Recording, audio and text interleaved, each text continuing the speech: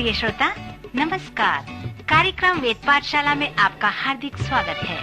इस कार्यक्रम में हम परमेश्वर के वचन का विस्तार पूर्वक अध्ययन किया करते हैं, जो आपकी आत्मिक उन्नति के लिए लाभदायक सिद्ध होगा। तो लीजिए सुनते हैं आज का ये संदेश। प्रिय श्रोता, प्रभु में आपको मेरा प्रेम भरा नमस्कार। वेद पाठशाला कार्यक्रम के अगली कक्षा में हम आपका स्वागत करते हैं। हम पवित्र शास्त्र के सर्वेक्षण में आगे बढ़ते हैं और काव्यात्मक पुस्तक का सर्वेक्षण कर रहे हैं, और इसमें भाग लेने के लिए मैं आपको आमंत्रित करता हूं, क्योंकि इस सर्वेक्षण को आने वाले दिनों में मैं पुनः दोहराऊंगा। इसलिए यदि आप हाल ही में इस कार्यक्रम को सुनना प्रारंभ किए हैं, तो आप इस काव्यात्मक पुस्तक से अपना सर्वेक्षण प्रारंभ करें और बाद में आप इसे सुनकर बाकी बातों को प्राप्त कर सकते हैं। मित्र, कविता हृदय की भाषा है, और जैसे हम इसे काव्यात्मक पुस्तक कहते हैं, तो यह परमेश्वर के लोगों के हृदय के लिए परमेश्वर का संदेश है। अय्यूब की पुस्तक टूटे हुए लोगों के हृदय के लिए और दुखी लोगों के लिए परमेश्वर का संदेश है। फिर भजन संहिता की पुस्तक परमेश्वर के लोगों के लिए परमेश्वर का संदेश है, जब वे आराधना करते हैं। भजन संहिता की पुस्तक हमें बताता है कि जब परमेश्वर के लोग परमेश्वर की आराधना करते हैं, तो वे उसका अनुभव करते हैं। सो भजन संहिता की पुस्तक का सार यही है। फिर नीति वचन की पुस्तक में हमने देखा था कि यह भी परमेश्वर के लोगों के लिए परमेश्वर का संदेश है, जब वे व्यावहारिक रूप से अपने दिन प्रतिदिन के जीवन में दबाव में पड़े रहते हैं। सो जीवन के प्रत्येक संबंध और प्रत्येक अनुभव में व्यावहारिक बुद्धि ही परमेश्वर के लोगों के लिए परमेश्वर का संदेश है। भीतरी मनुष्यत्व का विचार, जिसे पवित्र शास्त्र हृदय, आत्मा व प्राण कहता है, वो इस पुस्तक में 70 बार उल्लेखित किया गया है। इसलिए नीति वचन को काव्यात्मक पुस्तक में वर्गीकृत किया गया है। वे परमेश्वर के लोगों के हृदय को निर्देशित करते हैं। फिर सभोपदेशक की पुस्तक भी उसके लोगों के लिए एक संदेश है, जब वे संदेह करते हैं, क्योंकि ऐसे समय आते हैं जब परमेश्वर के लोग संदेह करना प्रारंभ करते हैं। कभी कभी हम जो संदेह करते हैं, प्रश्न करते हैं और विश्वास नहीं करते, जांच पड़ताल करने का जो मन हम में होता है, उसे हम संदेह कहते हैं। सो सभोपदेशक की पुस्तक परमेश्वर के लोगों के लिए परमेश्वर का एक सुंदर संदेश है कि जब वे एक प्रकार का संदेह का जांच पड़ताल करते हैं, तो वे अपने विश्वास को निश्चित करते हैं।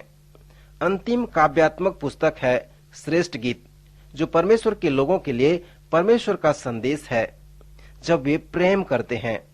मित्र, इस पुस्तक का वर्णन करने से शायद आप घबरा जाएंगे, क्योंकि परमेश्वर ने इस संदेश को अपने लोगों के लिए उनके हृदय में दिया है, जब वे प्रेम करते हैं। सुलेमान ने 1005 गीत लिखे हैं, और सुलेमान का यह एक ही श्रेष्ठ गीत हमारे पास है, जो पवित्र शास्त्र में एक सुंदर रत्न के समान है।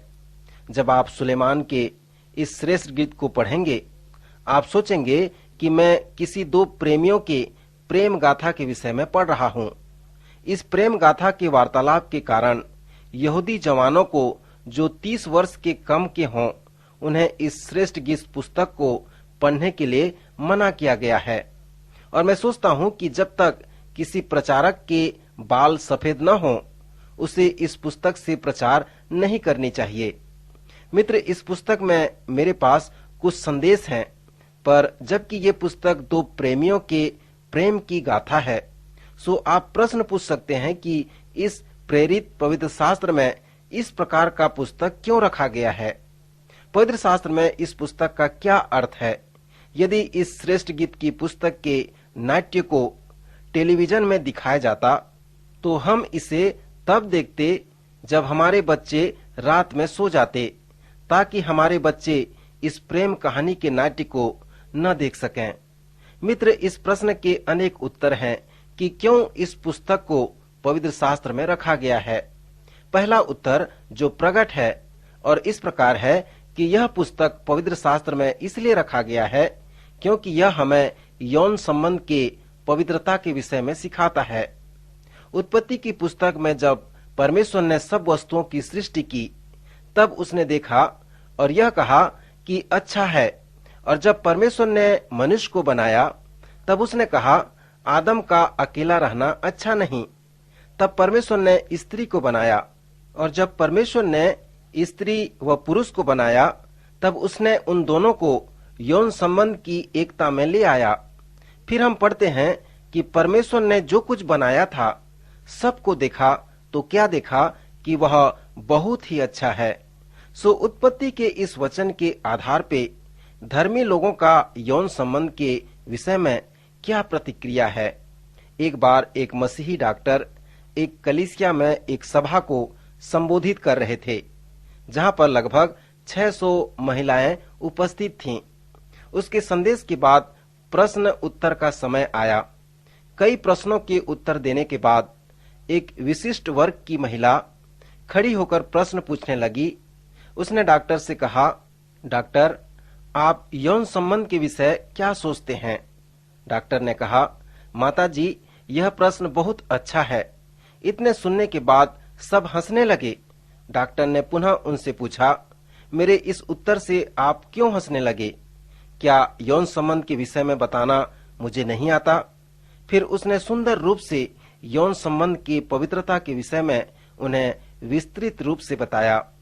उसने कहा कि जब परमेश्वर ने यौन संबंध को बनाया, तब उसने कहा यह बहुत ही अच्छा है। सो उस डॉक्टर ने उन्हें यौन संबंध की पवित्रता के विषय बहुत अच्छी रीति से बताया। अनेक विद्वान के अनुसार उनका प्राथमिक कारण यह है कि क्यों परमेश्वर ने इस पुस्तक को पवित्र शास्त्र में रखा है, जिसमें उसने हमें बताया है कि यौन संबंध बहुत अच्छा है। मित्र, यह आपके लिए एक चुनौती है कि आप अपने बच्चों को इस तरह से शिक्षा दें ताकि वे इस यौन संबंध पर विश्वास कर सकें कि यह बहुत अच्छा है और अपने विवाह के होते तक वे कुंवारे रह सकें। श्रोता, क्या आपने कभी इस पर विचार किया? आज हमारे लिए यह एक चुनौती है। मान लो कि मेरे 3 बेटियां और 2 पुत्र हैं और मैं चाहता हूं कि मेरे बच्चे विवाह तक अपने जीवन को पवित्र और कुंवारे रखें, तो उन्हें बिना बताए कि यौन संबंध ठीक नहीं है, मैं अपने इस लक्ष्य को कैसे पूरा कर सकूंगा? मैं ये भी नहीं बताना चाहता कि यौन संबंध एक गंदा कार्य है, पर मैं ये भी नहीं चाहता कि वे विवाह के पहले इसका उपयोग करें। सो परमेश्वर इस यौन संबंध को बनाया है, इसे बहुत अच्छा कहा है, तो हमें इसे पवित्रता के साथ बनाए रखना है। सुलेमान के इस श्रेष्ठ गीत में हम सीखते हैं कि हमें इसे पवित्र बनाए रखना है। जब मैं एक बड़े नगर के कलीसिया में पास्टरी सेवा दे रहा था, तब मुझे कहा गया कि मैं एक बड़े समुदाय के जवानों के लिए यौन संबंध के विषय में प्रचार करूं। यह प्रकट था कि वे सभी अविवाहित थे और यौन संबंध में सक्रिय थे। तब मैंने उनसे कहा कि आप तब तक यौन संबंध के विषय नहीं जान सकते जब तक आप इसे विवाह के संदर्भ को न देख लो, क्योंकि जहां पर विवाह होता है, फिर यह संबंध सुंदर व पवित्रता के साथ पति पत्नी में स्थापित होता है। सो इसी तरह से श्रेष्ठ गीत की पुस्तक विवाह के संदर्भ में यौन संबंध की पवित्रता को प्रस्तुत करता है। अनेक समर्पित विद्वान ये भी विश्वास करते हैं कि परमेश्वर ने श्रेष्ठ गीत की पुस्तक को कुछ और भी अन्य कारणों के लिए पवित्र शास्त्र में रखा है, और वो ये कारण है कि श्रेष्ठ गीत की पुस्तक रूपकात्मक रूप से परमेश्वर का प्रेम इस्राएलियों के प्रति है। यहोवा परमेश्वर और चुने हुए इस्राएली प्रजा का जो संबंध है, वो पवित्र शास्त्र में दर्शाए गए प्रेम गाथा का संबंध है। जिस प्रकार एक पति व पत्नी के बीच में प्रेम संबंध बने रहता है, उसी प्रकार परमेश्वर और इस्राएली प्रजा के मध्य परमेश्वर के प्रेम संबंध को बताता है। संपूर्ण पवित्र शास्त्र में जो शिक्षा है, जिसे हम महान आज्ञा कहते हैं कि तुम अपने परमेश्वर यहोवा से संपूर्ण मन, संपूर्ण जीव और संपूर्ण शक्ति के साथ प्रेम रखना। मित्र, यह संभव है कि हम परमेश्वर के साथ अपना प्रेममय संबंध स्थापित कर सकते हैं। और पवित्र शास्त्र भी कहता है कि हाँ, यह हो सकता है। परमेश्वर पिता के साथ आपका प्रेममय संबंध बन सकता है। आपके जीवन में जो गहरा संबंध है वो आपका विवाह ही नहीं है, परंतु आपके जीवन में जो सबसे गहरा संबंध है वो परमेश्वर के साथ आपका संबंध है।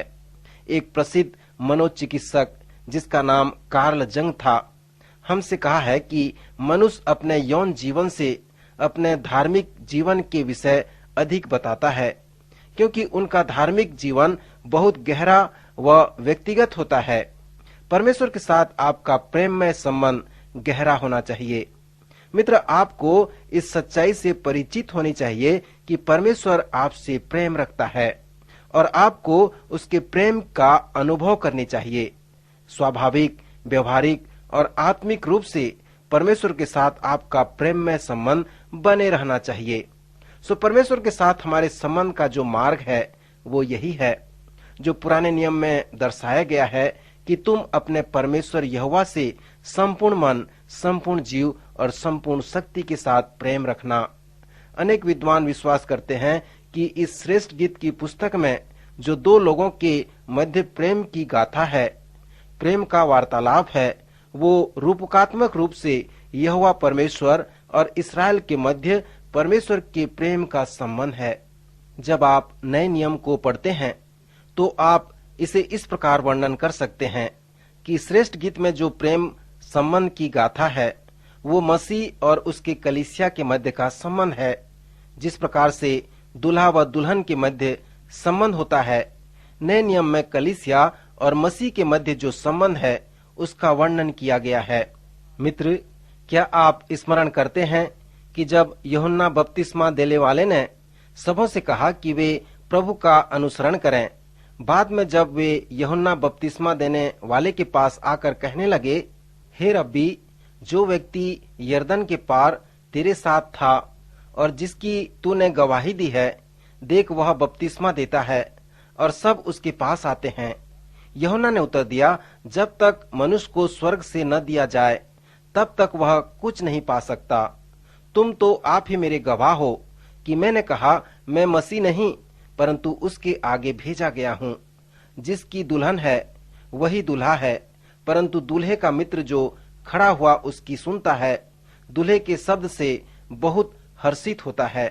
इसलिए मैंने सबों से कहा कि उसका वे अनुसरण करें।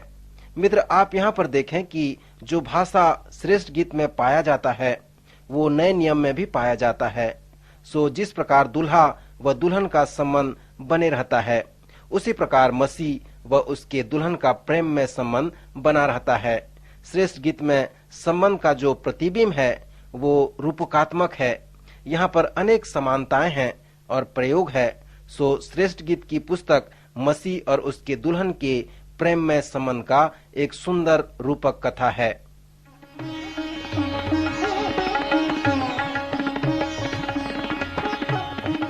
अभी आप सुन रहे थे कार्यक्रम वेद पाठशाला।